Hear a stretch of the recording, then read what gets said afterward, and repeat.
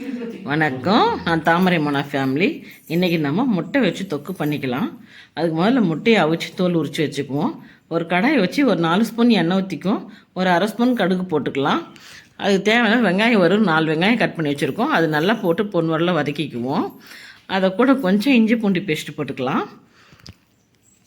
அதுக்கு தேவையானது ஒரு 2 தக்காளி நல்லா பொடியாக கட் பண்ணி போட்டுக்குவோம்.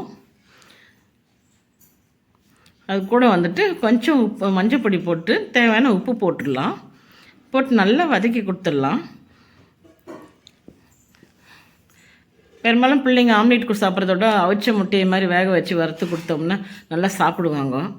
அதனால தான் இந்த மாதிரி வேக வச்சு வறுத்து கொடுக்குறது. நீங்களும் இந்த மாதிரி செஞ்சு பாருங்கள். அதுக்கு தேவை 2 ஸ்பூன் மிளகாத்தூள் போட்டு நல்லா வதக்கி கொடுத்துட்டு கொஞ்சம் தண்ணி ஊற்றி நம்ம மூடி போட்டு வேக போடுவோம். அது நல்லா கொஞ்ச நேரம் தண்ணி நல்லா சுண்டிட்டு எண்ணெய் பிரிஞ்சு வரும்போது நம்ம முட்டையை போட்டு இறக்கணும் போது கருவேப்பிலை கொத்தமல்லி தூவிட்டு இறக்கணும்னா நல்லா சுவையான முட்டை தொக்கு ரெடி ஆகிடும். கொஞ்சம் மிளகுத்தூள் போட்டுக்கலாம். போட்டுட்டு நம்ம முட்டை போட்டுடலாம். இந்த வீடியோ பிடிச்சிருந்தனா நீங்கள் லைக் பண்ணுங்கள், ஷேர் பண்ணுங்கள், சப்ஸ்கிரைப் பண்ணுங்கள்.